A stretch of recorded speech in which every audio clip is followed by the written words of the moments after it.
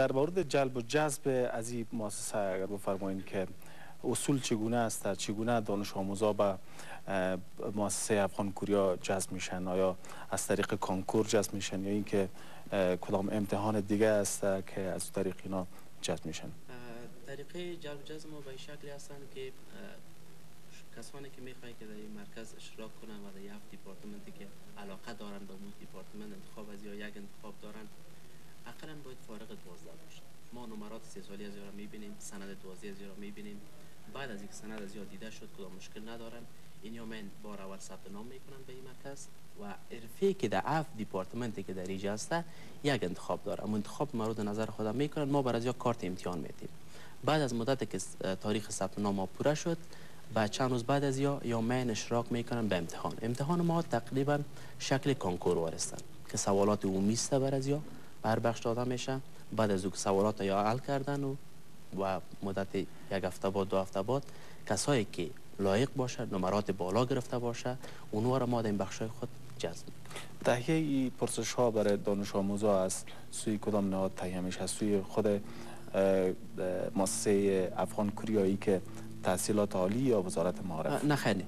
این تمام سوالاتی که جور شده از طرف خود استادان مرکز و خود مسئولین مرکز تهیه شده، چون ما نظر به موش شرایطی که دیپارتمنت های ما داره، چون بعض دیپارتمنت ها هستند که مثلا بخش کامپیوتر است و بخش دیپارتمنت برق است، سوالات از یک مقدار فرق میکنن. بعضی دیپارتمنت های بخش خیاطی است و یا بخش ولدینگ نلدوانی هستند، بر از یک مقدار سوالات تفاوت داره.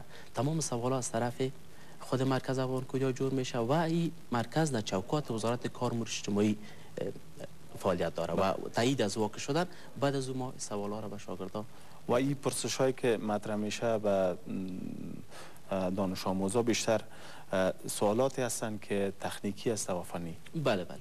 و یک تعداد سوالات زیاد شکل کانکور وارد هستند، همین مضامینی که سیانسی و مضامین دیگه که هستند، و یک تعداد سوالات کمی درباره خود امور رشته که شاگرد انتخاب کرده. مثلا شاگرد بخش کامپیوتر انتخاب میکنن، ما چند سوال ابتدایی در بخش کامپیوتر داریم که اونها چقدر توانایی زیاد هستند در بخش کامپیوتر، به همین ترتیب در بخش برق، در همین ترتیب در بخش موتور و دیگر سوالاتی که هستند عمومی سوالات مثل شکل کانکور وارد هستند که اینجا یارا باید دارن.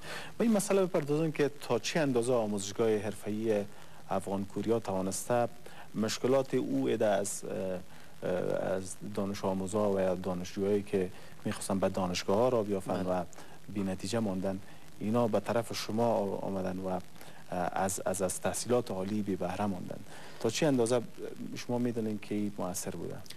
تا جایی که ما دیدیم و بررسی کردیم در شرایط فعلی البته در افغانستان، مرکزهای فنی حرفه‌ای به مردم افغانستان و به کسایی که میخواهند در بخش فن حرفه از دانشگاه باز میمانند.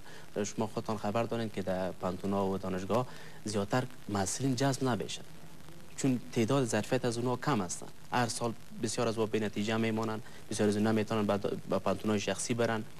و خوبی از مرکز ما هستند که شاگردایی که میایند در اینجا درس میخوانند و یک مسلک انتخاب میکنن، تمام سهولتایی بر از یا در اینجا مساعد است که البته دیگه بخشا نیستن.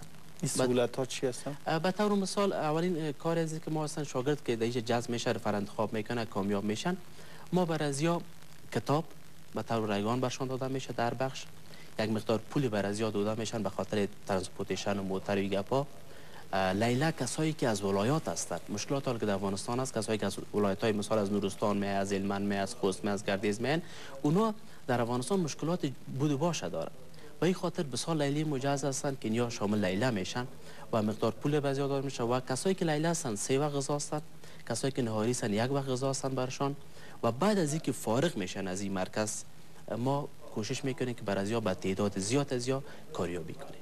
در قسمت دوره آموزش اگر بفرمایید بگوین که این آموزش ها چند ماه است و چند ساله است و ظرفیت هر ساله شما تا چه اندازه است و تا به حال شما تا چه اندازه دانش آموز شما از جا فارغ کردین؟ از ما دیپارتمنت هایی که هستند در مجموع 7 دیپارتمنت که هستند، دیپارتمنت کامپیوتر، لسان انگلیسی و خیاطی مدت 6 ماه آموزش میبینند. دیپارتمنت هایی که متباقی میمانند اینها مدت 1 سال درس میخوانند در این دیپارتمنت.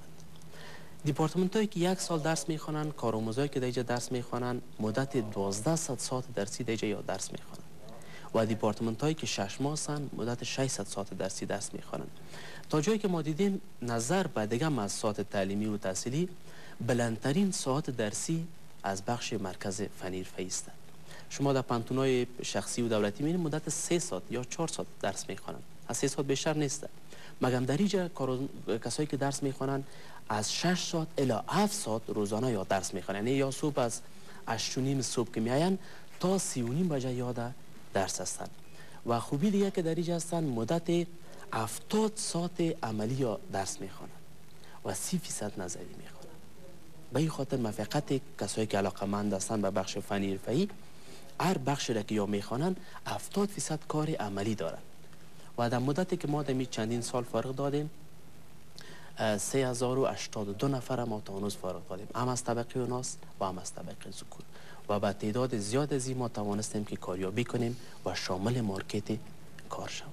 حالا کسانی که از این انستیتوت مسلکی فارغ شدن تا چه اندازه راضی هستن و شما نتیجه کار چگونه ببینید که بیشتر از 3000 تن از دانش آموزا را شما فارغ کردین؟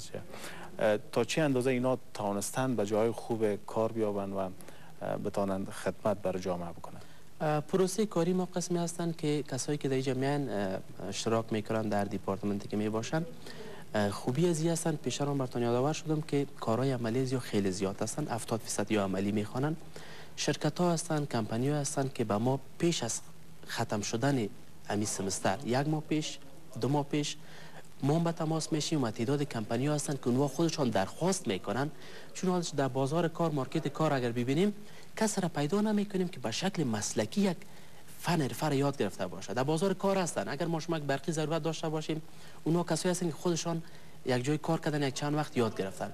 مگر می کارآموزایی که هستند که وسایلی هستند که تمام تجهیزاتش از کشور کره به اینجا آمده، وسایل بسیار پیشرفته، کل کارها به شکل عملی است. زیاترشان پیش از که سمستر ما خلاص شوند ما با کمپانی ها به تماس میشیم و زیاترین کمپانی هستند که خودشان تقاضا میکنن یا میرن به مارکت کار.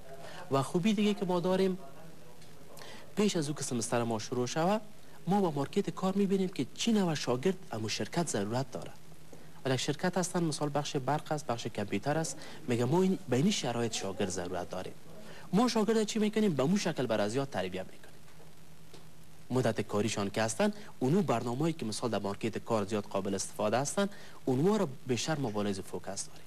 بعد از اینکه فارغ میشن یا بسیار براحتی شامل کار و وظیفه میشن. و تا جایی که ما سروی کردیم کسایی که شاگردایی که وظیفه دارن ما پیشان رفتیم، از نزدیکشان دیدیم، مصاحبه کردیم، اونها خیلی راضی بودن و سندی که ما برشان میتیم در او کمپانی‌ها و شرکتایی که میرن اینا را نظر به دیگه جایا بسیار زود جلب جذب میکنن. آموزگاران و یا استادانی که شاگردان را درس میدن اینا از شهروندای کوریا هستن یا ای که شهروندان افغانستان هستن؟ سال اول که 2005 مرکز شروع شد که از طرف کشور کره جنوبی جور شدن مدت 3 ساله مشاورین کوریایی همراه ما بودن. در 3 سال یا چی کردن؟ یک تعداد استادا را ترین کردن و وسایلی که تمام وسایلی که در این مرکز هسته تمام از کشور کره آمده. تمام وسایلی که در اینجا هستن از کشور کره آمد. یا در مدت 3 سال وسایل با استادا ترین دادن و مدت 3 سال یا دوره امتحانی را پهلوی استادا شکل یک اسیستانت واری یا شکل یک همکار واری. در هر بخش ما 2 نفر مشاور کوریایی داشتیم که اینا در پالی استادا همکاری میکردن. بعد از او که یا رفتن پروگرام یا تهیه کردن که در هر سال 15 نفر الی 20 نفر استادان مرکز هم میخواستن به کشور کره و تا هنوز هم همین پروسه امتحان دارن. در روز ما خودمون رفتیم، سال پیش استادای دیگه ما که رفتن تمامشان هر استاد در رشته خود و جوا ترین شدن. بله. اگر در این مورد روشنی بیندازیم که هزینه آموزشگاه حرفه‌ای را آیا کاملا از سوی کوریا پرداخته میشه که دولت افغانستان هم بعض نهادهایی که داره هماهنگ است؟ از شروع مرکز که سال 2005 تأسیس شد و شروع به فعالیت کردن تا امسال تمام مصارفات، تمام هزینه زیر کشور کره جنوبی میپردازند و خود از اونها میگن که یگانه مرکزی است در سطح افغانستان. کشور کره در مرکزهای مختلف دارند، در کشورهای مختلف در کشور دارند و اونها میگن که اولین مرکز ما هستند که بزرگترین مرکز از افغانستان تا هنوز مصرف از اونها را کشور کوریا میده و در پالیوزی در بعضی مصارفات کم زیاد وزارت کار و اجتماعی همکاری داره. دیگه تمام مصارفات از یاره از طرف کشور کوریا جنوبی پرداخت میشه و در یه آخر شاید شما در جریان باشین که یک مرکز جدیدن آغاز تاسیس کردن در خود بگرام که در اوجا تا هنوز خود مشاورین کوریایی هستن، مرکزی هستن که خود به مردم بگرام و چارکار و جنوب سراج و به این 3 قسمت شاگرد میگیرن. مدت 3 سال میشه از تاسیس از اونو که در اوجا خود مشاورین کوریایی هستن. تقریبا ماهانه در سمستر که شروع میشه تا تعداد 30 نفر الی 35 نفر کارآموزا را میبرن به کشور کوریا. در اوجا بر از او یک سند دیگه داده میشه. بعد از که فارغ میشن اونها 100% شامل وظیفه میشن. در این قسمت اگر بگوین که هماهنگی مؤسسه شما با سایر نهادهایی که بیشتر همخوانی دارن تا چه اندازه است؟ مثلا شما بیشتر یادآور شدین که وزارت کار و امور اجتماعی، مثلا وزارت معارف، وزارت تحصیلات عالی که بیشتر بخشای آموزشی را پیش میبرند. تا چه اندازه شما با این نهادهای دولتی هماهنگ هستین و کارهایتان را پیش میبرید؟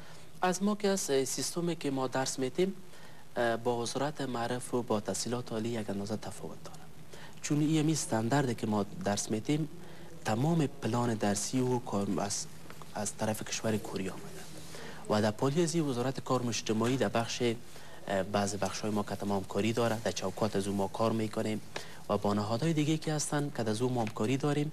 مگم از ما امی سیستم کاری ما نظر به نهادهای دیگه متفاوت است، چون مدت ساعت درسی ما زیاد از وزارت معارف نیستن. اونها که درس میتن مدت 7 ساعت الی 6 ساعت درسی ما دیگه داریم و ساعت درسی ما تفاوت داره و وزارت کار و اجتماعی تا اندازه‌ای که ما همکاری داره و در چوکات از ما کار میکنیم.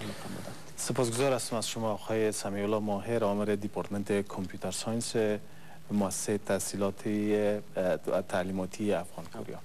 تشکرش. و در این بخش از برنامه آب و هوا